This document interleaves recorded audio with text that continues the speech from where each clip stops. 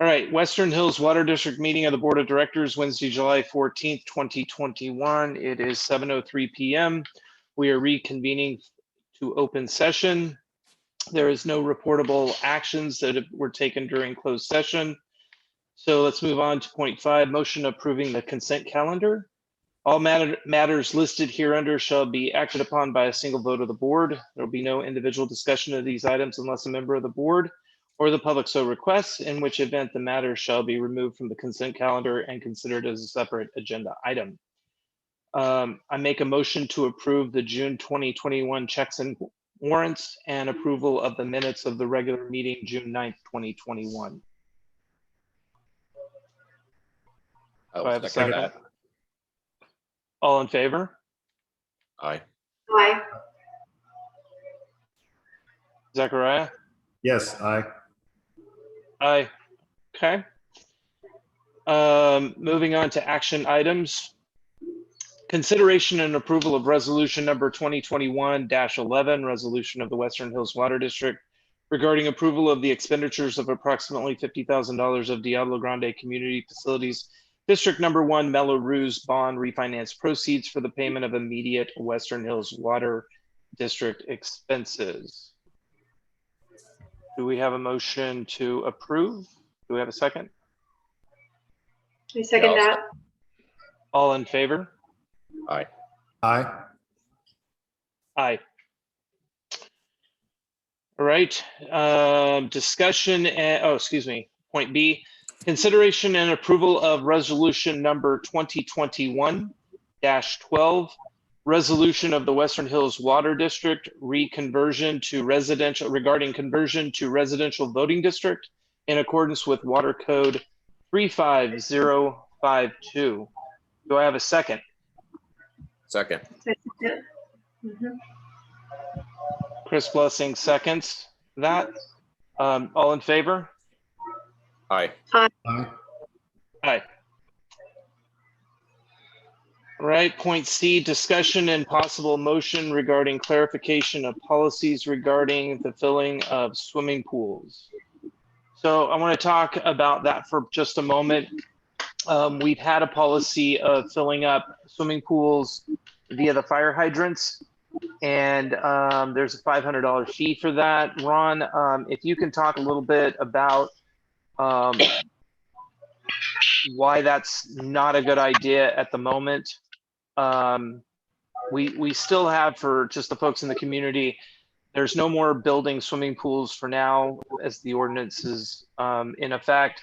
However, there were about 3, I believe, pools still that are in current progress of being completed, and those pools will need to be filled. And so, Ron, can you talk to us a little bit, or talk to the community a little bit about your concern about filling the pool via fire hydrant? You're muted. You're muted, Ron. There you go. So my only concern with filling out of the fire hydrant would be our water truck takes 4,000 gallons every time, and to fill it, I'm not positive what a swimming pool, it's usually 40,000 gallons, I would think, and that's just a lot. I would rather regulate it going through the water meter itself, because then it's a 1-inch meter and we can control it. And I can control, I say control, I don't mean control. I can schedule with the residents that have the pools in progress already when they can fill their pools, so they don't do it on the weekends, which would deplete the water source drastically on the weekends. So just to clarify for the community, our fire hydrants get the treated water that comes down out of the big tank. It's not like raw water that's going, it's treated water. And so if we take big lump sums, then we're going to deplete our water that we have needing to go to people's homes, correct? That is correct. That is correct. Okay, so I guess for discussion, does anybody have questions for Ron first on that? Real quick Yep, question. go ahead, Chris. Would we be able to, 30 or 40,000 gallons is going to cost more than Well, is it going to cost more than $500? That's actually a little math I No. need to do. No. Oh, okay. No, Well, then not at all. my question is, And we're gonna waive, part of the discussion is we're thinking about waiving the $500. And so basically, because it's coming out of their hose, it's gonna just be added to their water bill, whatever the cost is. got it. Okay, that's a very fair solution, you know? Yeah. Does anybody have any questions? Julie, anybody? No. Okay, so an approval to do what we just said. We're gonna stop filling pools via the water truck and the fire hydrants, go to people putting water in with a hose, and those specific homes that are, there's only 3 or 4 of them, they will need to contact, or we will contact them to schedule the time of the fill up so as not to deplete our water. And then they will just be billed for their water on their water bill for the water usage. Do I have a second for that? Yeah, I'll second that. All right, all in favor? Aye. Aye. Julie? Aye. Cool. Perfect. Okay. Next is point D, consideration and approval of motion to commence the relocation of the Western Hills Water District Business Office. If Mark is around, Mark, where are you? Are you there? There he is. Mark, would you explain? One thing I want to explain to the community is Mark's been doing an amazing job trying to cut costs, trying to thin out the budget, trying to figure out ways of saving money. Consciously, I can't come to the community and ask to raise rates unless we have thinned out the budget and made sure that we're not wasting money. And he has done an amazing job of really looking through things and trying to figure out ways of cutting costs. And one of those ways that we found that could be very beneficial is moving our secretary up at the or the business office up to the treatment plant, where we have trailers available that we could have an office up there that we own and would not have to rent. And so we already own those. We already have insurance on that. So all of the cost savings of removing the office down below would save us. And Ron, you can tell, or I mean, Mark, you can tell us how much you've been able to figure out approximately that we could save doing this. Okay, thank you, Matthew. It's a little bit of a complex matter. We have rent that we pay on that building that we're in, which I believe is roughly about $1,200 a month. I'd have to get the exact number for everybody. The other expenditure has to do with phone service, and this is something that I've been working on for a number of weeks. Unfortunately, I haven't been able to get the Frontier bill situated because we had hired a consultant to look at the communication system, and then he failed to reply to us as far as what his findings were, and that delayed us several weeks, and therefore I had to go back in and look at this thing. And I want to let the community know that the reason why the Frontier bill is about $3,200 a month is for a number of different reasons. We have we're paying for a number of different things, a PBX telephone system that we don't use. And on top of that, we pay for conference call services that we don't use. And then there's the issue with the actual Tesco system. And what the Tesco system is a communication system that is at the main processing plant, that it's an application on a computer that allows us to monitor and control the water tanks and the pumping stations. And that system has not worked, and for a couple of years now, for various reasons. But the bottom line is the pumping stations have a communication system that's hooked up to the internet that communicates with the main processing plant. And for whatever reasons that I can't understand yet, whoever set this up initially had signed up to pay for like 400 dynamic IP addresses, and which is something that we understand we don't need. And I have a committee member working with me on this issue. We believe that we can get this fixed. by having Frontier Communications replace the modems that are in the current pumping stations. It's their property. They will replace it at their own expense. They've shipped us the modems. They're sitting at the office. And then we're trying to make a determination as far as what we actually need regarding IP addresses. And what I know so far is we only need one static IP address per pumping station. Although I think we have to buy a minimum of 5 per pumping station. So once we get that all figured out, then we can get our bill reduced dramatically. But first things first, I want to get the system running so that we can have an electronic system that monitors the stations and the water tank, so that we don't have Western Hills Water District employees driving up and down the parkway all day turning pumps on and off. So I'm hoping to get that resolved here relatively soon. I've spent countless hours with Frontier Communications waiting on hold for a long time, and finally getting to a person in their tech support department that's been very helpful, and we're really close to getting this worked out. But the bottom line is I'm not comfortable in turning the entire phone system off until we actually get this system up and running. Once the system's up and running, then we can get with Frontier and figure out what we can get disconnected.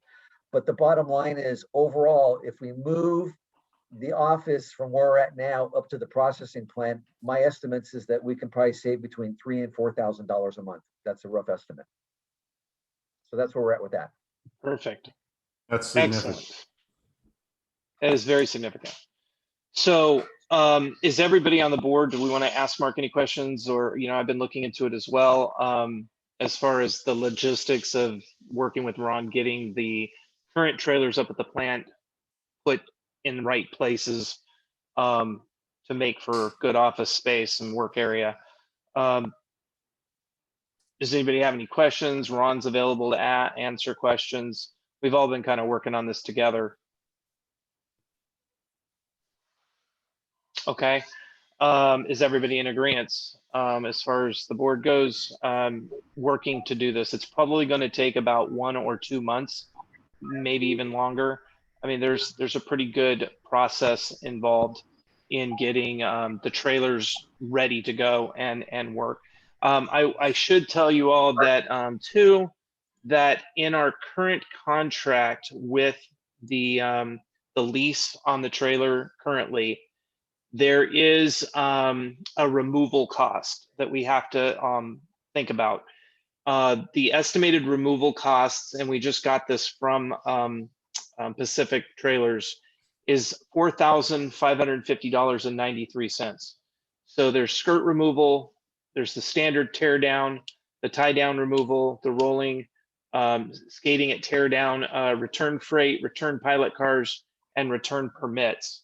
And that all comes to $4,550.93. And that's part of the removal costs. So that's what it would cost for us to remove, but basically that's almost 1 month of all the fees that we pay just to keep it here. So it's, it's pennies when you think of long-term and the savings. Yeah, it's a wash. Right, for 1 month. So is everybody good with moving in on that and moving forward with this? Definitely. Yeah, I think For the community, for the community, what part of the process, just so you know, we would be looking with the United States Postal Service of moving our mailbox to probably, I'm assuming, but again, this is going to be part of the logistics, getting the mailbox moved to right there where Panos and Panos Court, I believe, is, where the dirt road takes you up to the treatment plant. We probably are going to have a post office box somewhere in that vicinity, and then paying with your, if you want to pay by check and drop it off, we would move our drop box right probably in that general area where you'd be able to just drive your car up and boom, put it in the box. So those are the two logistics. But as far as customer service goes, you'd be able to still pay by phone. Ashley would still be able to answer calls and everything. But again, we'd be moving her up to the treatment plant.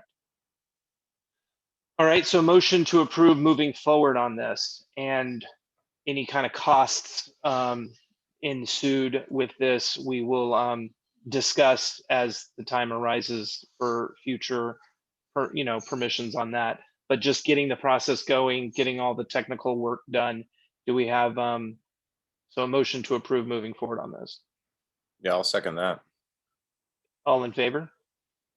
Aye. Aye. Aye. All right. What else do we have here? Oh, consideration and approval, motion to approve treatment plant employee wage increase. That would be the promotion that you guys have. That was a closed session item because we don't discuss employee information in public. But are we a motion to approve that? Definitely second that. Mm-hmm. All in favor? Aye. Aye. All right. Okay, so now we're gonna go to our report section, and we have a really awesome presentation on the water treatment plant that Ron and Chris have put together, and it is really awesome, and I can't wait to see it. So I'm gonna let you guys, whoever wants to take over that, and let's present that to the community. Go ahead, All right. Chris. Thanks, Ron. Yeah, something a little lighter for everyone. Ron had a great idea. He said, why don't we show folks exactly how the water gets produced? And I said, fantastic. Let's go meet up for a few hours. We'll take some pictures and video and put something together for the public to see. And well, Matt thinks it came out well, but we'll find out how everybody else feels about it. So let me just present my screen real quick.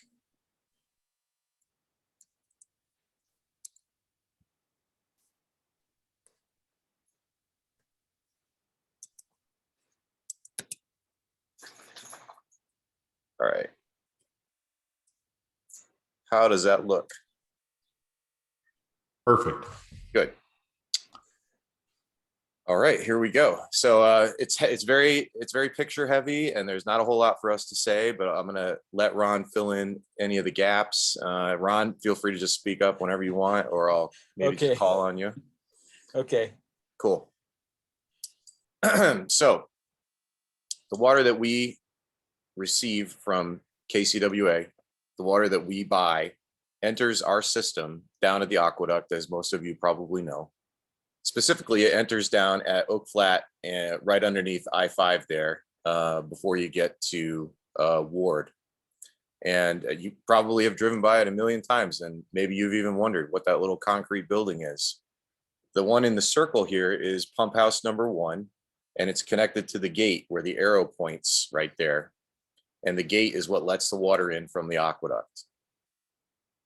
Here's a close-up of the gate itself. You can see right down in the bottom right-hand corner there, it flows in. That big handle thing you see there is the gate operator, and it's a lockable device. Clearly, we're not the ones with the key to that lock, probably, but it is there nonetheless. Nope. This is inside the pump house. So these are those control systems Mark was alluding to earlier.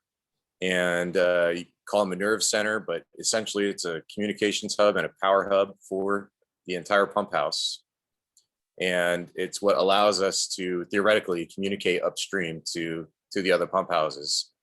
I should note that, and we'll get to it in a moment actually, but I wanted to show you a video of inside the pump house because it was ridiculous inside there. See if it'll play for everybody.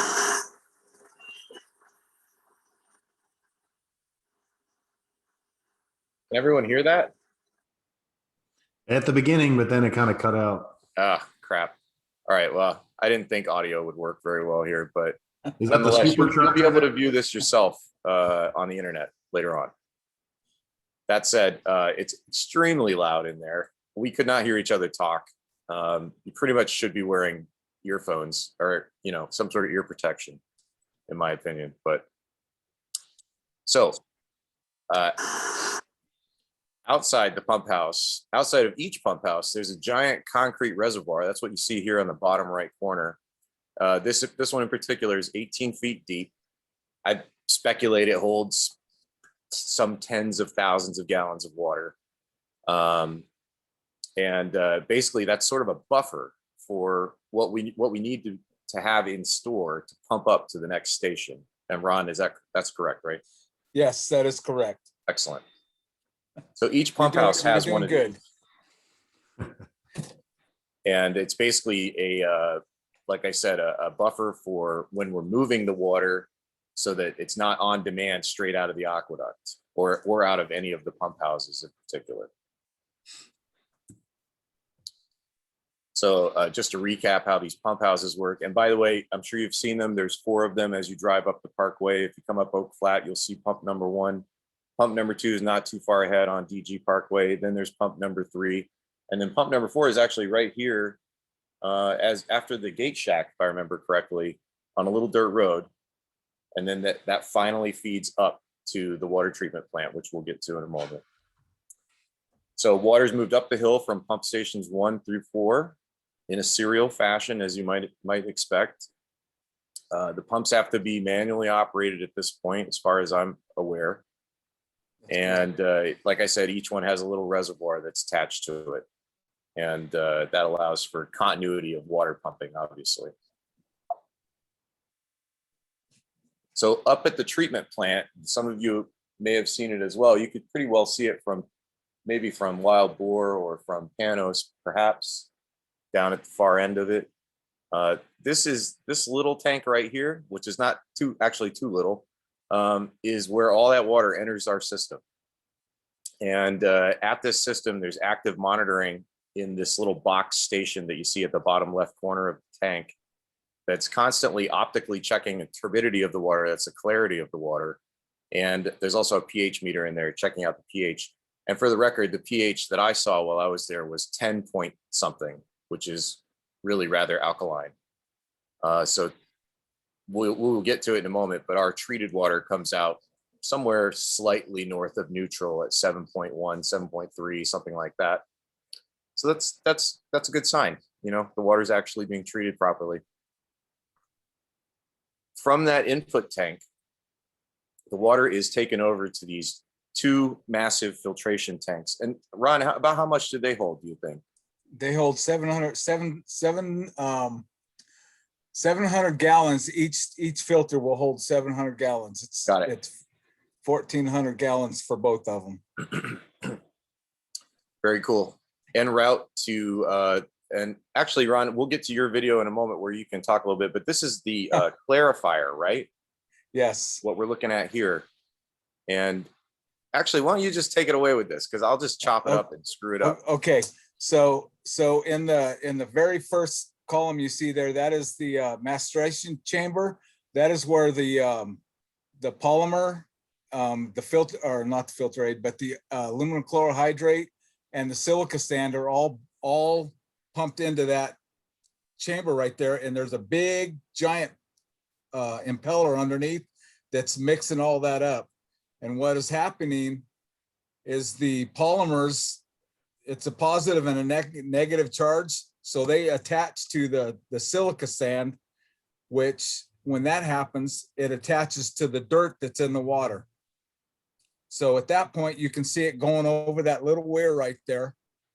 It goes down into this settling chamber right here, where the heavy sand with the dirt sinks down to the bottom and the clean water comes up. And there's also a high pressure nozzle in that tank that is shooting the sand and stuff back out, and it's throwing it through a cyclone that is removing the dirt off of that sand, and that sand is reused again. It just constantly all day long keeps going back and forth. So, and then you can see the little weirs right there. That is, it's semi-treated water, but it's not potable water yet. And it's going into the next slide. Thanks, man. Perfect. So here's the left side of that whole contraption. On the far right, behind Ron there is what we were just looking at. And then the left side is this big holding tank here, the filtration tank, if I'm not mistaken, right? That's correct. All right.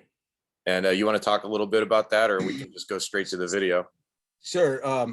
In this tank, there's actually 3 separate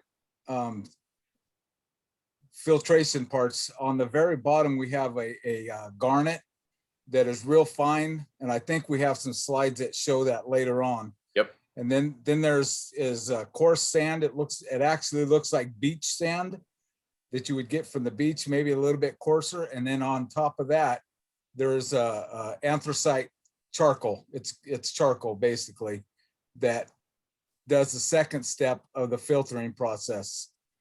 And after it goes through there, then it is potable water. Then you can drink it. Nice. And it's already been chemically treated at that point as well, right? Right. Right. Okay. So here's that silica sand we've been talking about. The silica sand is much finer than that beach sand you showed me. And I thought I'd throw in a little nerdy science about it. It's silicon dioxide, 95% or something like that is supposed to be the purity of it.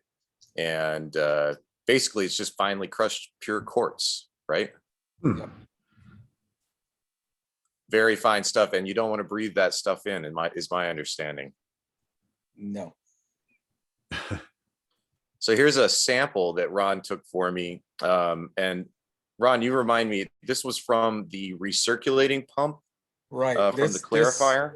Right. This is the part every day we have to go up on the top of the filter and we take this sample. It's 1,000 milliliters of water. And what we're doing is we hold it underneath the cyclone, and that tells us how much sand we have in that tank right there. And if it's supposed to be around 300 milliliters, and if it's not, then we add a bag of sand. And that's pretty much, we do that to both filters. Nice. It's usually Like, one bag of sand a week. that's about how much you're losing out of the system on average Yeah, or something. yeah. Got it. Cool. All right, I have another video I will try to play for you guys that Ron actually narrated a little bit for me. Thank you, sir. Let's see if I can make it work. What it's worth. Into the big clarifier, goes over the weir. The sand, the heavy sand falls down to the bottom. It's sucked out, recirculated for reuse. The clean water comes up, goes over the weirs to the filter. It's basically a recap of what you just told us. Okay. All right. Here's the filter media that you were talking about. There's 3 inches of this garnet in the very bottom of the filter. That just got replaced recently. Yes. Is that actual garnet stone? Yeah. And then there's 8 inches of beach sand.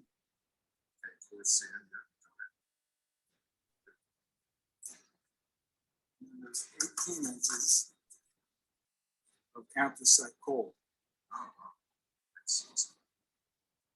Now that is like almost like activated charcoal. Yes. That's a major surface area. I'm definitely speculating on that.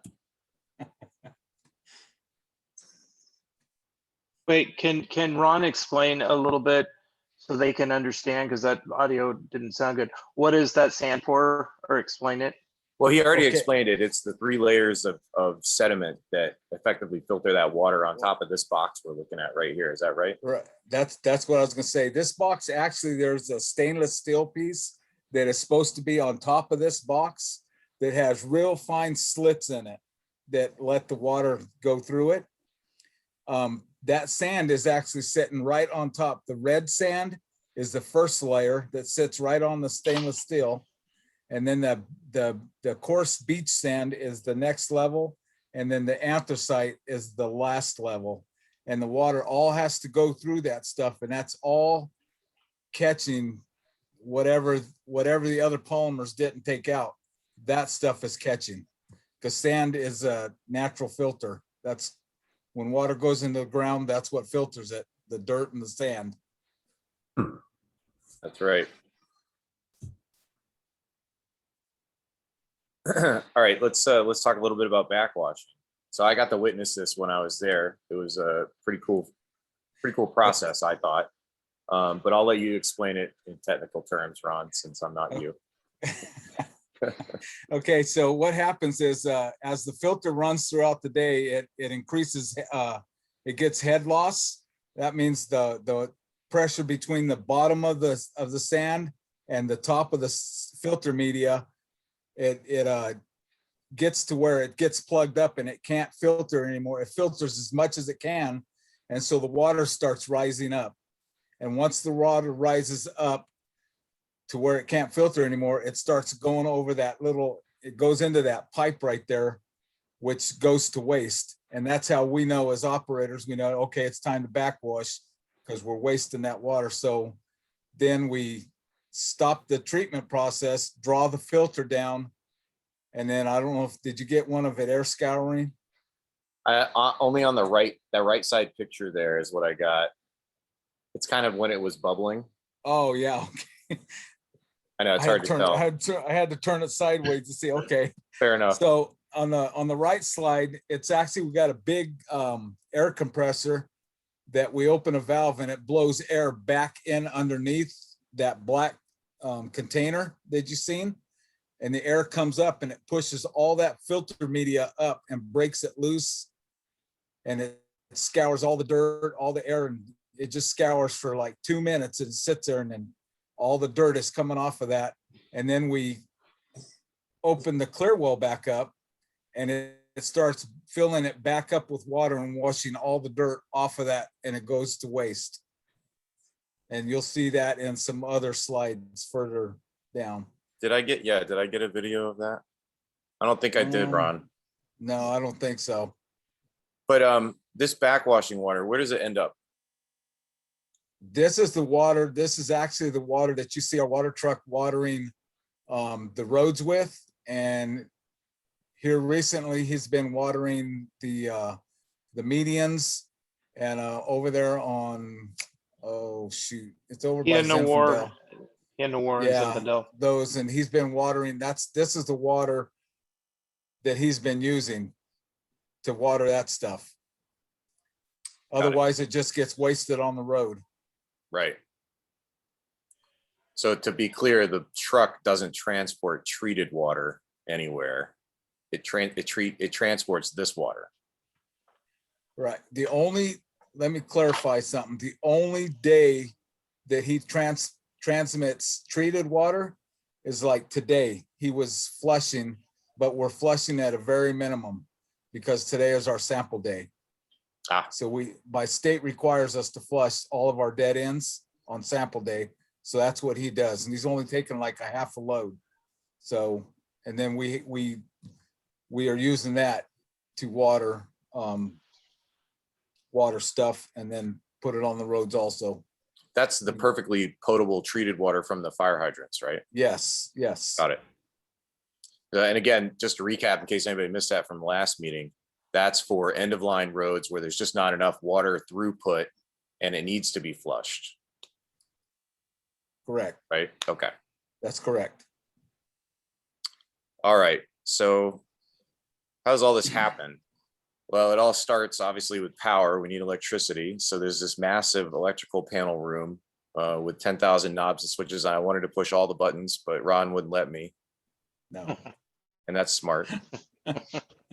But it's an interesting, very, very professional type of installation here, I thought. So I thought it was worth noting. On the other side of that room is the main communications hub for just about everything, right, Ron? Yes. Yeah, I mean, as you can see, it's a bunch of punch down panels, but everything flows through here. So definitely a critical room for operations. We went up to the lab trailer and I got to look at what these guys are working on all the time. They have all this lab equipment in there, which I didn't get great pictures of, but Ron showed me one of their daily reports that they have to fill out. And it's all very extensive and all very official. You want to add anything to that, Ron? It's required. We have to do it every day. So every day that we make water, we do one of those papers. And that's of everything of the raw water coming up, the treated water, both filters, the clear well. So it's all tested. It's like a system-wide check every day. Yep. This is Ron's monthly report that he has to send to the state every month, like I said, and it's definitely his favorite job, if I remember correctly. Not. Gotta love that desk work. So, but it is about 100 pages. I made him show me the last page. I think this one was 106 or something like that. Yeah, 104. Wow, 104. Wow. I wouldn't want to have to do that. And Ron, just explain a little bit that this isn't just a report that you hit print on. It's actually information that you have to do every month, and it's different every month, correct? That is correct. It actually takes me probably a week to input all the data from the whole month. I try to do it daily, but sometimes that just doesn't work out. So I have to input data. And that's the white papers that you were seeing from the lab. That's where we get most of the data that goes in this report. And then we also get data from our lab, BSK, which is located in Fresno. I have to report all their findings also. Very good. This is sort of the central command. They have all the cameras and all the controls that they need here. Obviously, photocopier. It's an office / control center.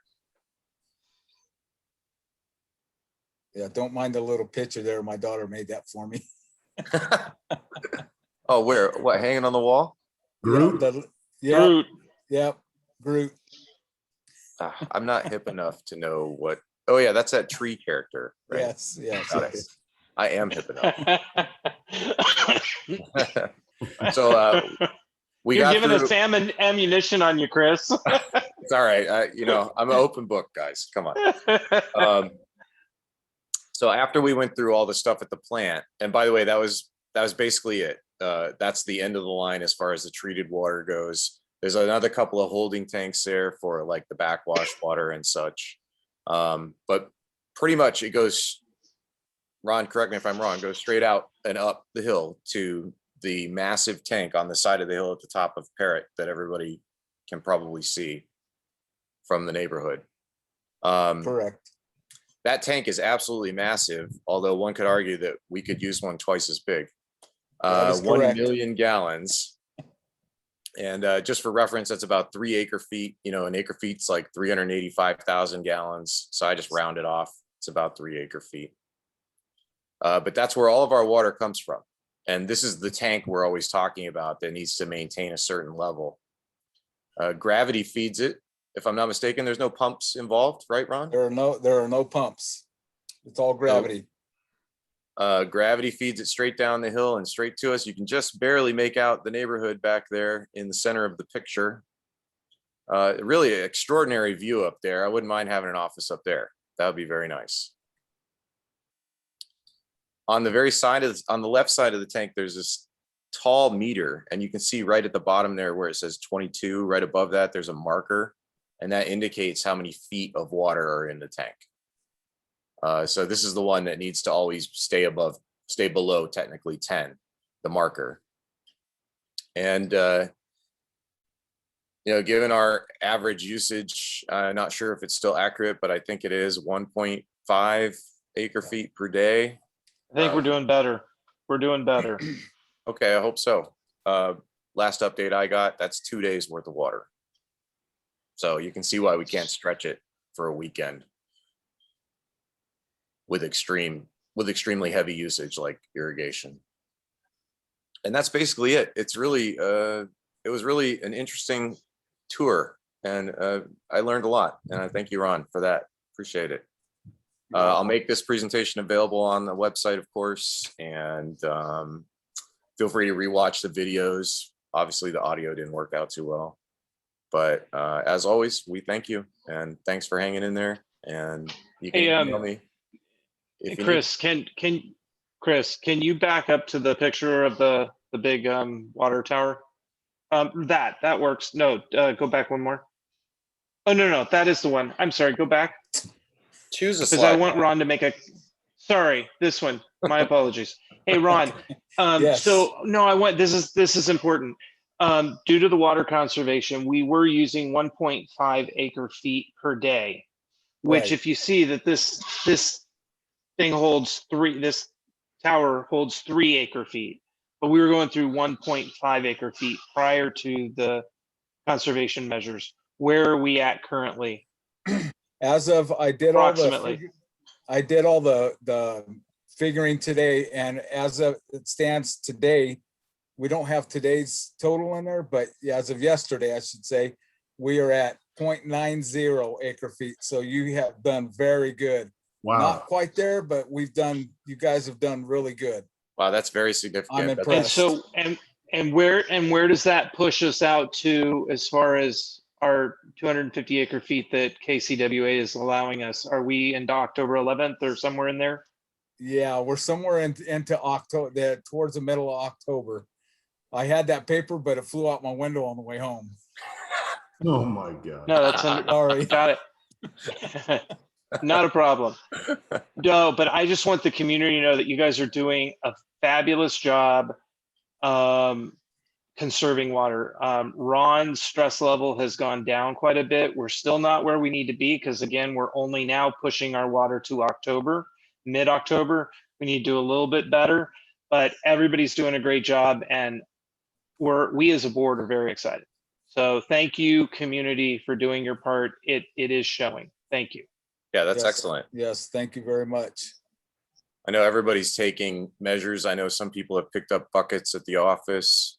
Every little bit helps. Just keep up the great work. That's fantastic. Yes, thank you. All right, back to your regularly scheduled meeting. You guys did great on that. You really did. Thanks. Appreciate that.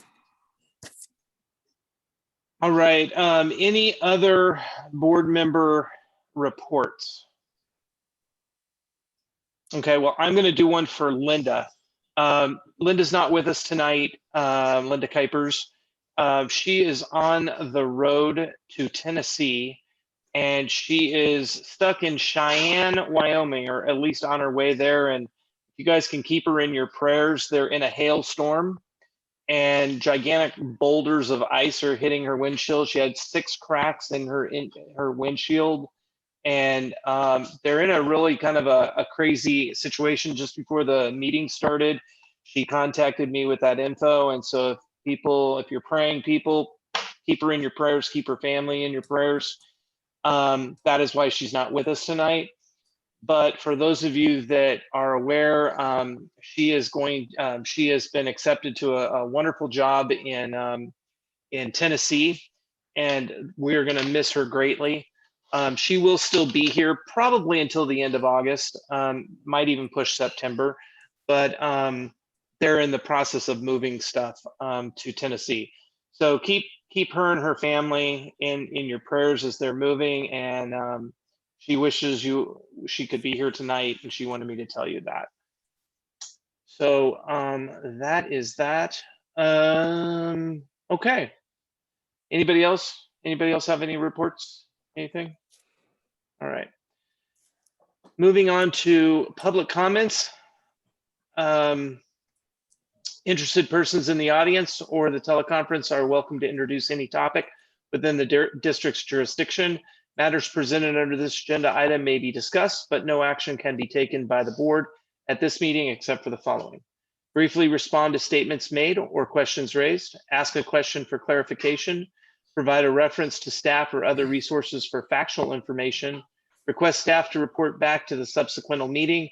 A board member or the board itself may take action to direct a staff member to place a matter for business on the future agenda. So we will open up the, we have Sarah Tolenton. Forgive me if I mispronounced your name. Sarah, can we unmute Sarah?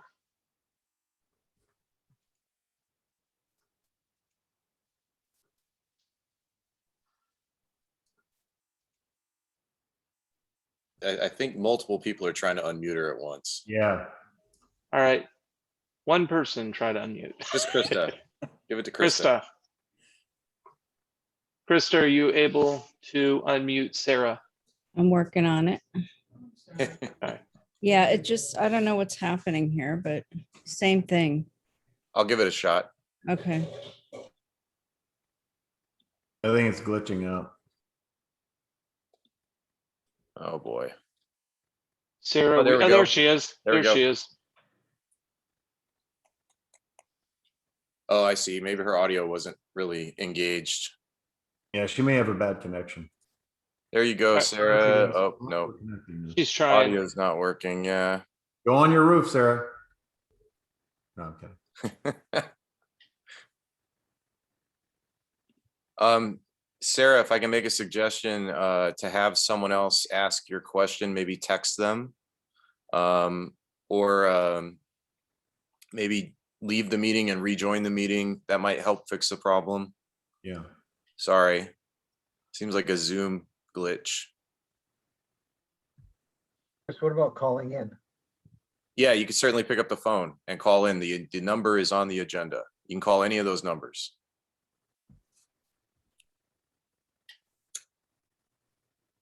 Any other questions? We'll give her a few minutes to Yeah. try to get yeah, back let's in. make sure. Surely there's got to be more questions.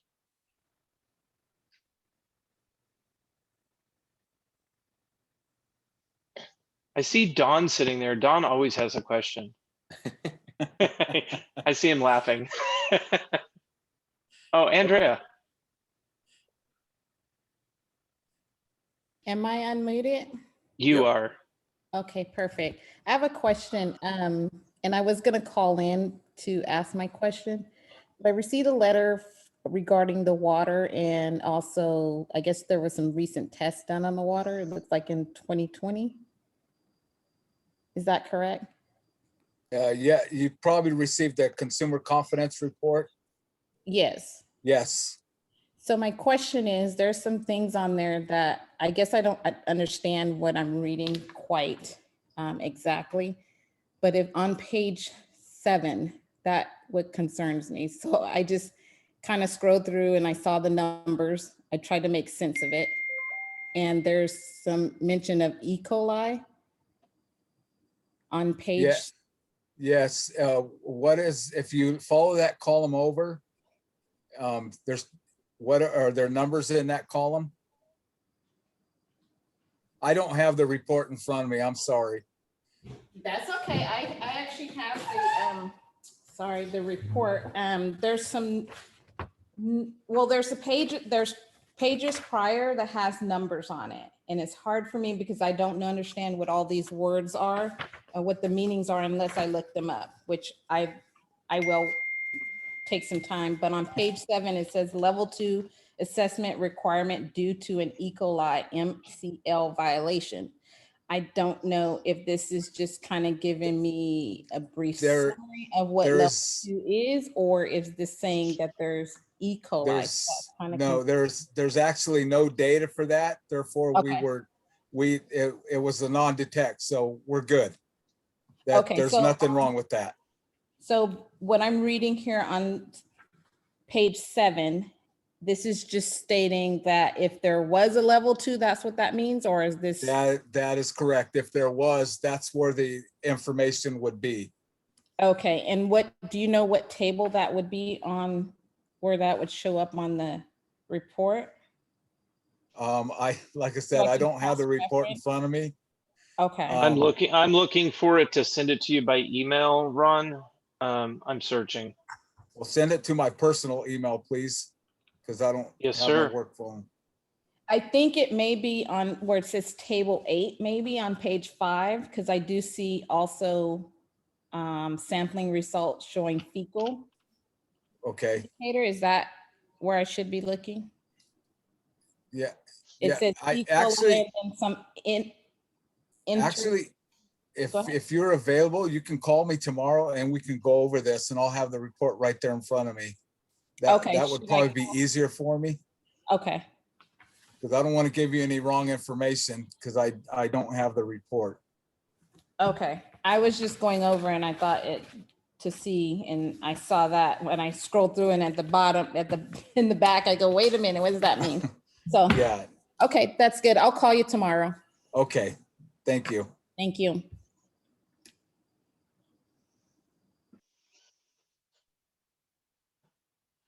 All right, let's see Sarah again. Let's try Sarah.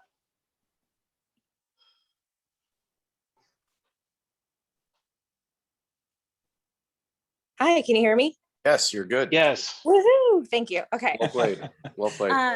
So I am just wondering if I could get some clarification regarding the consultant that was paid. And I know you guys haven't heard back from him, but I also know that was mentioned a couple of meetings ago. So is there any sort of follow-up with that? Consultant for what? I know during the financial report, you all were talking about the consultant that was hired and was supposed to provide you a report. Yes, so our consultant is, there is no, they're volunteering their time. Matt, let me Go ahead. address that. I think I know what Sarah's getting to. Sarah, the consultant that I referred to was Ray Smith from Easy Networks. If you recall back, I think it was in our January session, he was on with us, and we authorized him to come up and give an analysis as far as the communication systems with the pumping stations. And I think the board authorized up to about $1,000. I can't remember the exact amount, but he did come up. I spent the day with him. In fact, Linda Kuipers and Chris Wessing was on that field trip for the day. And unfortunately, he didn't have an answer for us. He couldn't really figure it out, and he took a long time to get back with us to finally tell us that, hey, I can't help you. Consequently, he did not charge us for any of that. Okay. So, that's when I took the initiative in it, and I found a resident who's an IT person who is helping us with trying to get this whole issue resolved. Does that answer your question? Perfect. Thank you. That answers everything. Thanks so much. Thanks, Sarah. All right, Mr. Mike. Hello, can you hear me? Yes, sir. Yes, sir. Okay, so my question, Matt, is it's great news that we've conserved, but how are we going to ensure that the landscaping in the community, in the common areas, doesn't die? Yeah, great question, Mike. So just so you all know, we as a board have instructed Ron, and he mentioned this in the video. He's going to, as they're putting the water on the streets, they're going to be putting water on the all of the greenery up in Zinfandel, Pied-Noir, and then all the way down the Parkway, all the way out towards the guard shack, to ensure that we don't have anything die.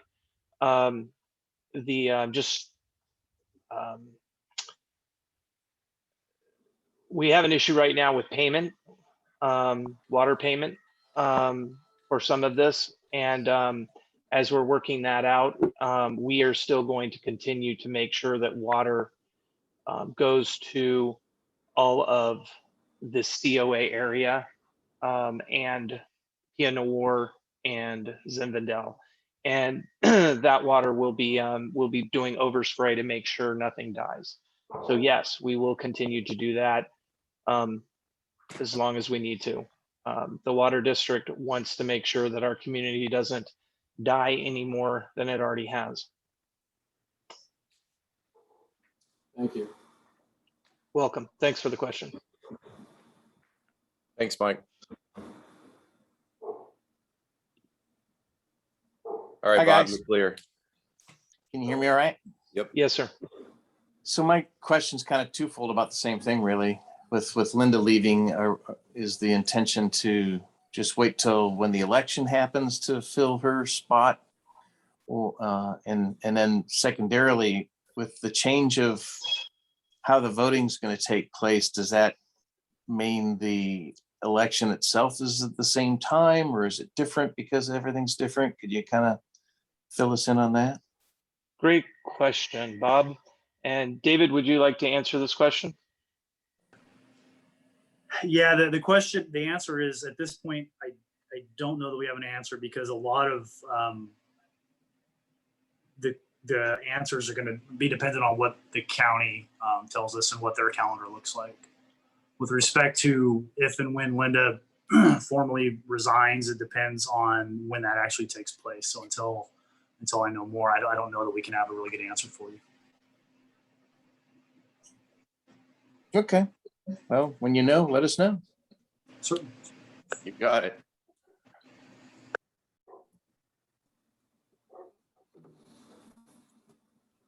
Any other questions?